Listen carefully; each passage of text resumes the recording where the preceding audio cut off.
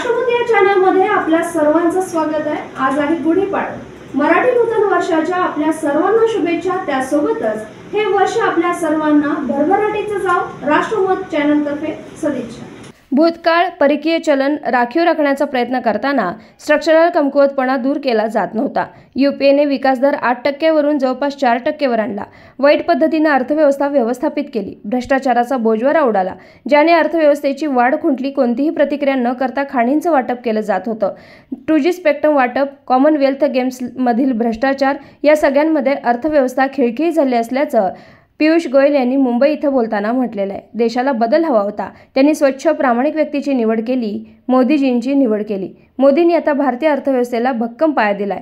आमच्याकडे फॉरेक्स म्हणून 679 अब्ज डॉलर्स आहेत। भारतीय रुपया स्थिर आहे। जगातील सर्वात चांगली कामगिरी करणारी अर्थव्यवस्था। महागाई ही सर्वोत्तम व्यवस्थापितांपैकी एक आहे। अर्थव्यवस्थेसाठी व्याजदर अजूनही जगातील सर्वात कमी आहे।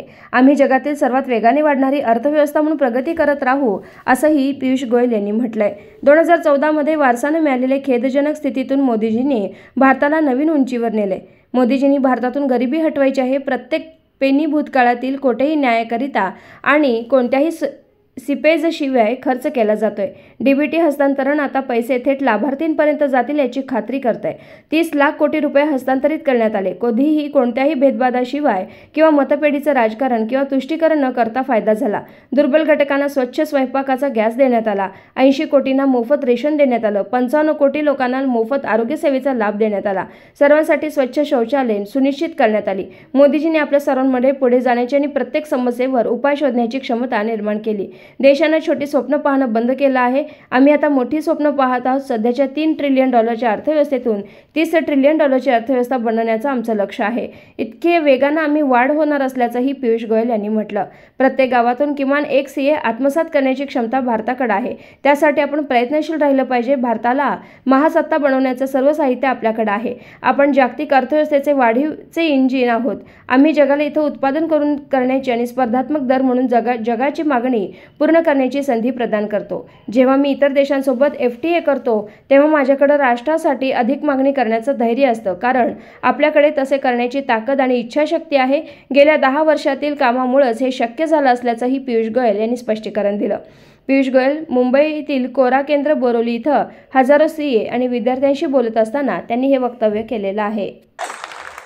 मुझे याद आता है कि 2014 में हमने से कई प्रधानमंत्री जी के सहयोगियों ने, वेल विशर्स ने ये सुझाव दिया कि आप व्हाइट पेपर लाके देशवासियों को बताइए कितने ऑयल बॉन्ड्स अनपेड हैं जो हमें विरासत में, कितने food bills, food subsidy bills unpaid हैं जो हमें विरासत में, कितना बड़ा बोझ फॉरेन बोरोइंग्स का हमारे को विरासत में मिला। किस प्रकार की अर्थव्यवस्था 2014 में कांग्रेस और उनके मित्र दल यूपीए, आजकल उनको इंडिया नाम बदला है पर स्वरूप या सोच बदली नहीं है। आज भी वो विकास की बात नहीं करते, आज भी वो खैरात की बात, आज भी वो देश को सक्षम बनाने की बात नहीं करते, देश को तोड़ने की बात। एक दक्षिणी राज्य का उप मुख्यमंत्री का भाई जो माननीय सांसद है, गोपाल जी के साथ लोकसभा में सांसद, वो सांसद कहते हैं कि जितना कर्नाटक से टैक्स पे हुआ उतना हमें सब पूरा मिलना चाहिए, नहीं तो हम दक्षिणी राज्यों को सोचना पड़ेगा कि हम देश के साथ रहें या देश से अलग हो। ये सोच senior leaders of the Congress.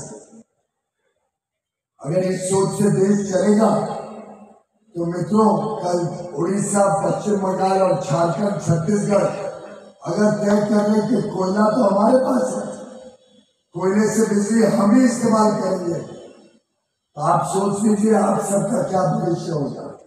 हम ये सवाल भी नहीं कर पाएंगे। कैंडल लाइट डिनर करे जरूर मैं आपको आमंत्रित। अगर पंजाब, हरियाणा, उत्तर प्रदेश और मध्य प्रदेश से तय कर लिया कि जो चावल, जो गेहूं हम बनाते हैं, उगाते हैं, उनके किसानों ने कहा उसका अधिकार तो सिर्फ हमारा है, तो शायद रोटी चावल तो हमें मिलेगा नहीं, फल सब्जी से हम अपना भोजन सुनिश्चित कर पाएंगे।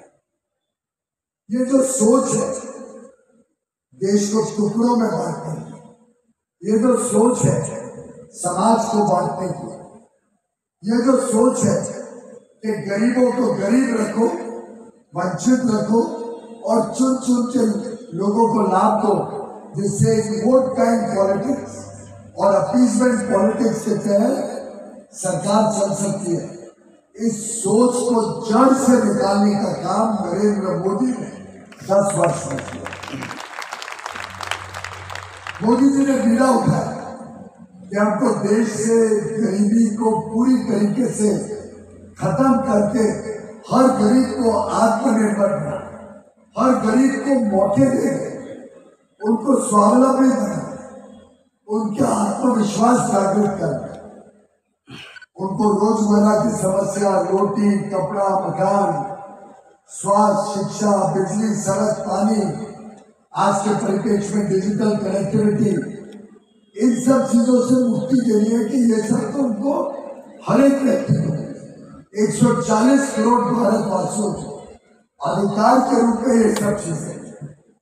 और आप देखिए उन्होंने क्या किया, आपके दिए हुए टैक्स का पैसा जिसका अभी गोपाल जी कह रहे थे, आपके टैक्स का सदुपयोग किया, एक एक रुपए का हिसाब दिया, एक एक रुपए का सदुपयोग किया।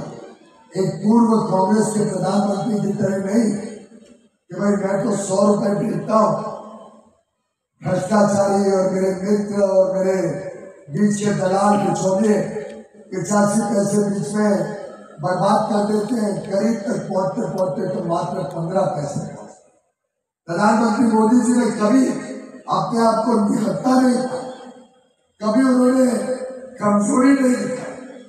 समस्याएं आई तो उनकी सोच है लाखों समस्या आने दो, हमारे पास करोड़ों दिमाग है, समस्या का समाधान निकालें और हर समस्या का समाधान जनधन आधार मोबाइल पे जैम क्रेडिट से डायरेक्ट बेनिफिट ट्रांसफर पहुंचाकर 30 लाख करोड़ से अधिक गरीबों के खाते में सीधा डाल, निम्न मध्यम वर्ग लोगों के खाते में सीधा डाल, जिससे 1 रुपए का भ्रष्टाचार नहीं हुआ, 1 रुपए को बीच में बिचौलिया खा नहीं। और कल्पना करिए अपने चार्टर्ड अकाउंटेंट से, अगर 30 लाख करोड़ पुराने कांग्रेस की सोच के हिसाब से जनता को, गरीबों को, मध्यम वर्ग परिवारों को पहुंचाना by the formula of 100 rupees being sent and 15 rupees reaching the people of India. Can you imagine how much money would be required to send 30 lakh crores? At least 200 lakh crores. If you send 200 lakh crores in the ratio of 85-15, तब जाके 30 लाख करोड़ गरीबों तक पहुंचता है। तो 200 लाख करोड़ आता कहां से, जरा कल्पना करिए गोपाल जी, वो इन्हीं को टैक्स कलेक्ट करना पड़ता और जनता के ऊपर उत्पन्न होता। लेकिन मोदी जी ने कभी भी बोझ लोगों पर आने नहीं दिया, उल्टे